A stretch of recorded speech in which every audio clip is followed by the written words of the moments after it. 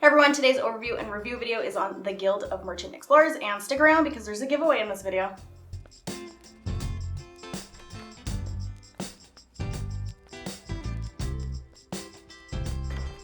So if you're new to the channel, my name is Chrissy and this is 2 Sheep 1 Wheat. If board games are something that you're into, like this video and subscribe to the channel. And if you're ultra into board games, we have added members to the channel where we learn all of our board games before we make videos on them. So if you're interested in that, the link is down in the description. As promised, this video does include a giveaway. Now this game is another AEG game and it was sent to me from them, so thank you to them. And that giveaway is Tiny Towns. So the way to enter this is by letting me know in the comments below who you would play this game with if you won the copy of Tiny Towns. So the giveaway will run until the 27th and I will pick a winner on the 28th. So I will love your comment and I will comment onto it letting you know that you are the winner. You will have 2 weeks to email me, and if I don't hear from you, then I'll have to pick another winner. So let's go ahead and take a look at the table and see what the Guild of the Merchant Explorers comes with. Now, I do have a 2-player game set up. The maps are different because I just wanted to show that there are different maps that you can play with, some including different things that you can play with. So this one does have crystals. This one is just the normal one. This doesn't have anything else included. All of these are double-sided as well so that you get more to play with. And then along with these, we also have goal cards that have to do with different boards that you're playing, and you can tell by the name at the top of the cards. And so I just wanted to show too that all of the different goal cards go with the different maps. So those are 2 things. You're going to be filling up your board here and you're going to be trying to get some of these gold cards as well. So the whole point of this game is to collect as much points as possible, because at the end of the game, whoever has the most points is going to be the winner. And points in this game are money. So you're doing everything that you can to collect money from your maps. So this is the money right here. As you can see, it's only on one side, and it's because you want to keep your money secret so that nobody knows how much you actually have until the end of the game when you flip all of your tokens and then you start counting up your points. So to travel through and explore your maps, the game does come with explore cards, which includes these here. I'll go through later on in the video what these do and how this board works. We have some investigate cards, and we also have treasure cards. These will all take place while you're playing the game at different times. And then we have our tokens here. I'll go through the tokens later on once we get into the actions that you can do with your board and how this game plays, just so that you have a better understanding on what these do. But these are discovery tokens, we have treasure tokens, we have the crystal tokens, and then we also have trading post tokens. And then you get to choose which player color you want to play with. There are 2 different cubes in here. We have cubes, and then we have these, which are village tokens. These are just explorer cubes. So everyone gets a set of those in their preferred color that they choose. So that's basically all the components for the game. Setup, there is just one small thing. These are cards that are on here on the board, and you're going to go through the explore cards. All of the normal explore cards, these ones you're going to be playing with every single round, and every other round you're going to be adding in the next level. So whenever you first start playing the game, you're going to add the first level. You're going to shuffle everything in, and then this is how you're going to be playing. These are basically the actions that you can take during your turn, during that round, until all the cards are gone, and then you would pick up the next card and add it in here. So you'll be able to do these actions that you choose from each of the previous rounds in the next round. So I'm just going to move the board over here a little bit just so that I can move the gold cards up here, because we're going to be placing these cards once the first card comes out, it's going to associate with the numbers on the side of your board. So basically for actions in this turn is you're shuffling this deck and you're going to be revealing one at a time. So we'll reveal our first one, and this is 2 deserts.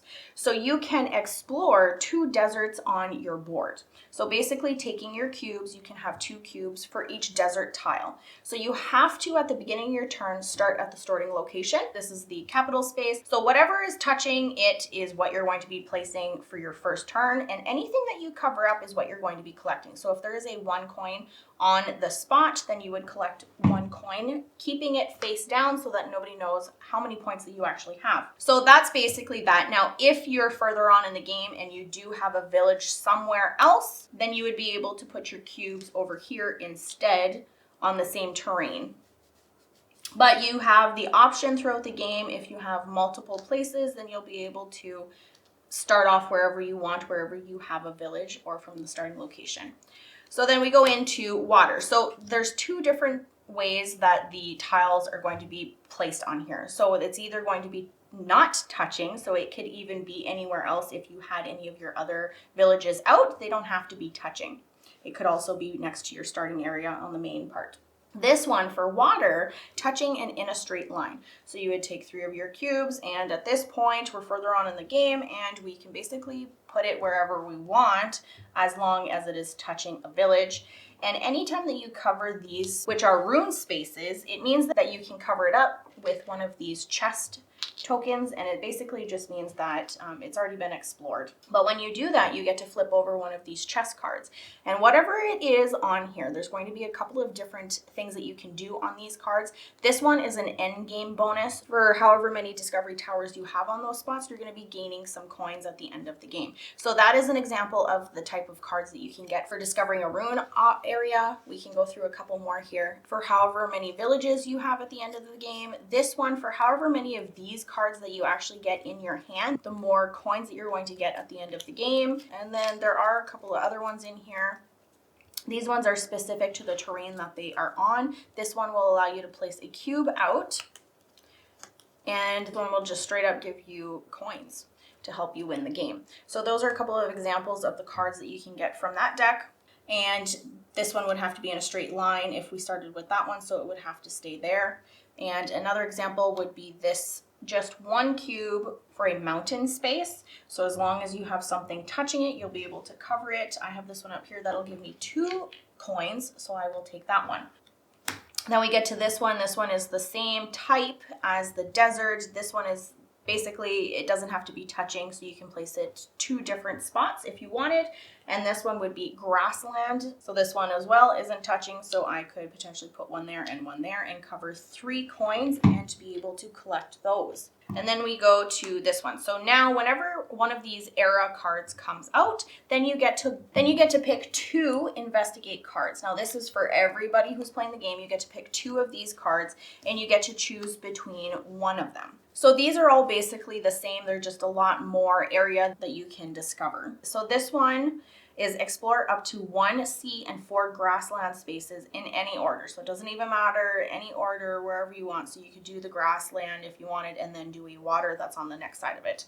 And then this one, explore a continuous path of up to 5 desert and or sea. So this one doesn't have to be in a straight line, but it is continuous. So if you wanted to do something like here, 1, 2, 3, and 4, 5 for water, and hopefully touch 2 islands together to get you to build some villages over there. So 2 of these really good. There are a lot of desert and sea spaces. I think at this point it all depends on where you are in the game. Of course, this is just the first era, so I would probably choose this one to try to connect as many villages as I could possibly. So when you have chosen the one, you just simply take the other one that you didn't choose and place it underneath, and then the game would continue to go on until the last of the cards has been drawn. So now this one, I'm going to move this over here. I'm actually going to remove this board from the game so that we have more space here. So you would basically place whichever one that you have chosen up into the first era. So now you'll actually be able to do this because the card has been chosen. So this one would be 5 cubes in total, trying to connect different spaces. Now again, it would have to be touching something. So in this case, like I had said, we couldn't necessarily go this way because it has to be touching something. So, but it could be up here and touching this area, or if we wanted to, we could go here and do C and then potentially get another one of these tokens to cover it up and get something else that's hopefully pretty good for these cards. And anything that you keep, you just place next to your board like this so that you can deal with them at the end of the game. And then we could potentially just come up here, try to connect 2 other islands. And then the last one would be 2 of any kind in a straight line. So this one would be anywhere you want. It doesn't matter the type of terrain that it is, but they do have to be in a straight line. So if we wanted to, we could connect the water with this one right here. So there are a couple of things that you want to do on your board because there's extra bonuses that you can get whenever you do it. So if you build a village, you'll be able to gain coin depending on which era you're in. So if we built 3 villages, let's just say in era 1, you're really good at the game, you would get a coin per each of them, and the higher the era, the higher the amount that you're going to be getting for each village. There are also the discovery spots on the board, so if you can manage your way to come to one of these purple destinations here and build a tower, depending on how many that you have built, so it's just these towers here. I'll lay them sideways so everybody can see. So depending on how many you have built, you'll be able to get more coin throughout the game. So the first one you build will be 6 points, which are the coins. It goes up until you build 4 of them. So that's another area on your board. Now there are other areas on the board which have to do with these tokens, the trading post tokens. So these basically are on the board as well, and you kind of want to match them up. So there are different spots on the board with different terrains. The terrains here don't matter. The terrains only matter whenever you're placing the token on top of it. So it basically means when you're placing the token on top of it is that it's already been done. You can't collect from it again. So you want to connect these to each other and then be able to multiply them to get the coins for them. So let's just say that we had this shifted over. We have a 2 and a 3 here. We're going to rotate all of these tokens so that they connect. As soon as they're connected, you can complete them. So this one would be 2 times 3, which would be 6 coins. Then you get the choice to pick which one of these you want to cover up. My theory is covering up the lower number ones. So you would just cover it up with the same terrain, and it's just basically claiming victory on it. And then you won't be able to use that one again. But if you're able to connect the higher ones or other ones together, like we could connect these ones here together if we had enough cubes, or like this one we've connected here already, 3 and 3, so that would be 9, and then you would be able to cover up 1 again. And it's basically just giving you victory points. You multiply them, and the more that you have coverage, the more points that you're going to get. So that is something else that'll give you victory points. And then of course we have our gold cards. So as long as you can get, if you can get some of these gold cards, you're going to end up with more coins and more victory points too. So the first one is discover 2 villages on a mountain space. So that is building on mountain spaces, like I have this one here. And if I built another one over here, so building these is just covering up the location of the type of terrain. So it doesn't matter how many tiles are in there or how many areas are in there. If you can fill up the whole thing, then you'll be able to build a village. So if I say I discovered all of these mountain spaces, they're all covered, you get one of the locations to take your cube off and build a village on.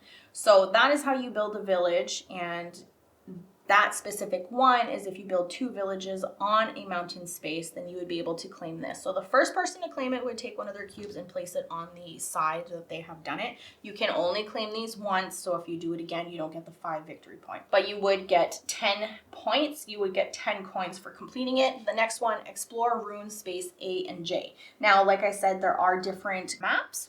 So the specific one for Kazan here would have different letters all over the board, and as long as you can explore rune spaces for those 2, which are like the shipwreck areas and those types of spaces. So then, of course, when you do that, you'd be able to do that. And if you're the second player who has done it, like I said, you would just claim the other side of the card. So the last one, complete a trade route worth at least 16. So that's not 16 cubes like I thought it was. I was connecting 2 of the trading posts, so technically connecting 2 4s would give you that amount. There is only 1 4 on this board, so obviously whatever board you're playing with or whatever map you're playing with, you're going to get the same goal cards for that specific board. Again, I just wanted to showcase the different goals for each map. So that would be Era 1. It is completed. We've gone over the board, the map, and how you move up on the board and everything. So once, I just wanted to show you guys how you go through these actions. So whenever you flip it over, it's actually going to go on the board. So this just tells everybody what cards haven't gone through yet and which cards you have gone through so that you can plan accordingly. So every time you're flipping it over, you're going to place it down. And then whenever you have come to the end of the game and everything has been flipped over, that's the end of the era.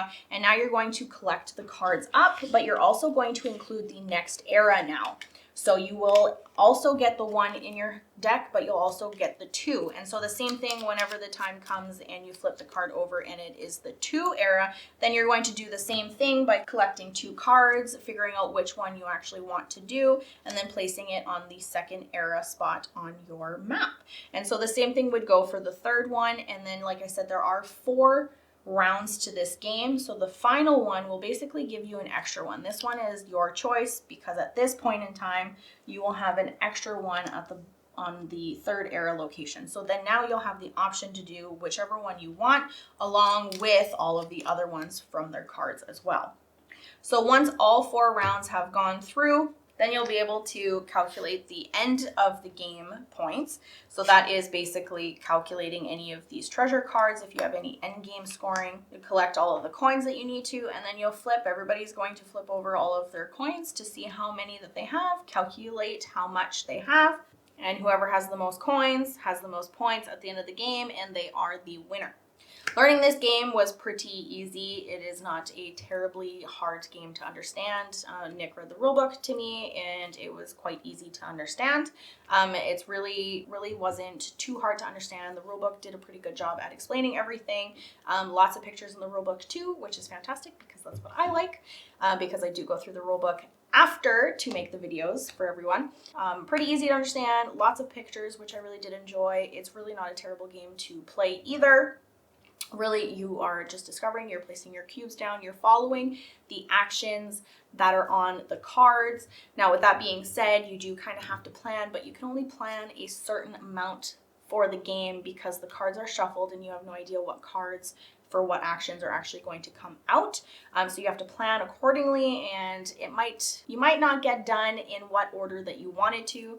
Sometimes it works out, sometimes it doesn't, but it is a little bit of luck based on which card is going to come out. I've never, in any time that we have played, not been able to do something, which is nice because I was thinking that if you got a certain card but you didn't have any villages popped up, then you might not be able to place that cube, and it honestly hasn't even come up, which was a concern for me. Like, I don't have any desert spaces around me, so I won't be able to place a cube, but that really wasn't the case at all with this game, which I'm really happy for because nothing bothers me more. Well, there's a lot of things that bother me more, but bothers me a little bit when I can't do something when it's right there in front of me. But playing the game was super easy as well. Obviously, thinky, planning out as much as you can for the game, but you know what you have to do. So when you start second era, if all your cubes come off, I didn't mention that in the video. So once you go from one era to the other, all your cubes come off and the only thing that stays on are your villages.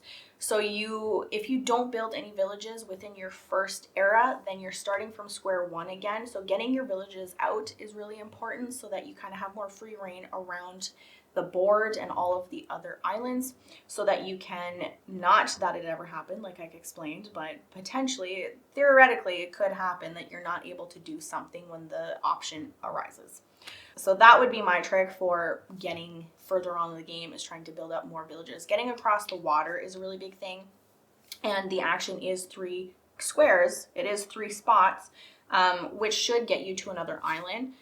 But again, right, like when you're playing, you only have 1 grassland. You only have 2 desert spots that you can cover up. So you might not get a village right away. But getting those out are important. All of the extra, like, different era cards that you can get are really good too. Those ones are what's going to get you a lot further in the game, so that all of the discovery spots are usually around the end of around the border. So to get those cards during the era, then you can go further and potentially get more of those, because those are going to give you a lot of points too, which is really nice. So the further on you are in the game, then the more points that you're going to get, the more coins that you're going to get, which will help you win the game. But then you got to get there first, and you only have 4 rounds. So you're trying to do as much as you can within the 4 rounds. Every time we've played, we've gotten around the same victory points, which is nice. This is a really high scoring game because there's so many ways to collect the victory points. There's literally so many things, as long as you keep in mind. And I don't feel like there's too many things going on with the game either that you can't pay attention to certain things. I have completed all of the goals, covered up a lot of the spots on the board, and especially the spots with the coins as well. The artwork on the board is really nice. I think that the game is very beige. It's a very beige game to me, but it's still a good looking game. I think the artwork is really cool. It's like drawings and whatnot. I like the clouds around. Really enjoy the artwork in this. The boards are really the only artwork style, and that's pretty much it, but you're basically working off of the maps, so I'm okay with not having any artwork anywhere else. These cards are just, you know, kind of bland too, but I don't think I'd want anything more than what's actually on there to distract me from what's actually going on. So yeah, I'm okay with the artwork just being on the maps. And then theme-wise, I guess it's there. There's no real boats. You know, traveling around, discovering, you're basically just placing cubes on here. Did it have to be oceans? No. Did it really have to be anything, I guess? I don't know. I feel like I want to say that the theme is there because, you know, you're exploring, but you're really just placing cubes down on different terrains, different areas on the board to collect victory points. By the artwork, I think the theme is there, but you are just placing cubes out. It could probably be any theme, and you're just placing cubes out. Which brings me to components. The components are pretty good. Cubes. I like the cubes. I like the little villages too. I think even the coins are pretty neat, keeping them all secret so it's face down. I will say that this all came in one bag and we dumped it for our first game, and I was like, I cannot deal with this. I'm not searching around looking for what I need. So we did divide them up, and I thought maybe that dividing them up, you would probably be able to keep track of somebody else's points easier than if everybody was just going through the same one pile of all of them. But that was too difficult for me. I didn't like that at all. I was wasting time searching for it. I wasn't paying attention to Nick, and maybe that's just me and I'm not a very observant player, but I was more worried about my own thing and what I was doing than what Nick was doing. So I didn't keep track of anything that he did. He did win all of our games. However, it wasn't by very much. Like, I think we both got over 150, and I think we were off, like, I think at most 10 points. So it's a really tight game, but I really wasn't keeping track of how many points Nick was grabbing or what pile he was grabbing from. We played two different ways. Nick just grabs everything and places it there. He doesn't go through it again to try to, oh, I got 10 ones, I'll exchange that for a 10, or I got 5 ones, exchange it for a 5, or I'm sitting there with 50 or 5 10s, so I'm going to exchange it for 50. He doesn't do that, I do that, so maybe he kept track of my points a little bit more, but I'm always going through mine. I don't have very many coins. Plus, because Nick takes so many, if I keep all of them, there's not going to be any for him to take, so maybe I should play that way. But yeah, components, that's where we were at components. There's a lot of tokens out. A few wooden pieces, right? Like our player pieces are wooden. And then we have the discovery towers. These are also wooden, so you can't see, but they really just stand up. And all of these little tokens that go onto your board whenever you do anything on here, they go on there. And then you can still go over those spots with your cubes, which is nice, but just know that that's already been discovered. I guess I'll touch on these crystals here for this board. So whenever you discover a crystal place, you get the coin for whatever number is on the board. But if you're able to discover and go over a couple of different more, anytime you cover it, you're going to be collecting the points for the crystal spot that you're on and any other ones that are covered. So in this case, it would be 4 and 1, so you get 5. If you cover this one, you would end up with 7 of them. So these ones you just claim all at the same time. So that's an extra one for that one. And the other boards, or the other maps, I guess, are similar to this one, but crystals are the only one that gets their another token to be able to place out. The other ones, like this one, have symbols. The other one has numbers. And it's basically whenever you're placing cubes on there, does that take effect? And usually the goal cards will reflect on whichever board you're playing on, but they're overall pretty easy to understand for each of the boards. But the crystals were the only ones, the other tokens for those. But I don't think that I mind the small little punch-out tokens to be placed on your board. I do know that this game said that it could have been a flip and right, which it would be able to, but you're removing all of your cubes every single time. So I think that there would be too much erasing to make it a flip and right, which is my thoughts on it. And my overall thought on the game is that I really like it. It's a pretty fast-paced game. It's not taking too long to play the game. It's not terrible to set up either, which I really enjoyed. It is, I don't know, I'm gonna nitpick here a little bit, but it's a little beige for me. I wish the colors would have popped out more, maybe added more white. I don't know. It's a little beige for me, which is just such a weird little nitpick to have about the game. But I did enjoy the flipping of the cards for your actions that you're taking, that you don't really have any control over it. I really enjoyed this game. I really liked it. And it's just nice to get out and play. We've played it a couple of times during the day. I really enjoy this game. I don't think I have anything bad to say about it, other than a few nitpicks on it. But I enjoyed it if you like quicker games. And I don't know, there was something about it. I felt a certain way about it. Like, it was quick and it picked up quick. It's a quick game because it's only 4 rounds, but it picks up quick halfway through the game because, one, you know what path you're taking halfway through the game. And just as fast as it picks up, then it's done. And I think I like that. You can get a couple of games in, and I really enjoyed that. So maybe if that's something that you enjoy in games as well, then take a look at this game. Again, don't forget to enter the giveaway. That will be going for 1 week. And if I don't hear from the winner, then I will choose a different one. So make sure to comment down below who you would play. Let me get it in. Who you would play Tiny Towns with if you won this copy of it. So I hope you enjoyed this video, and I will catch you next time.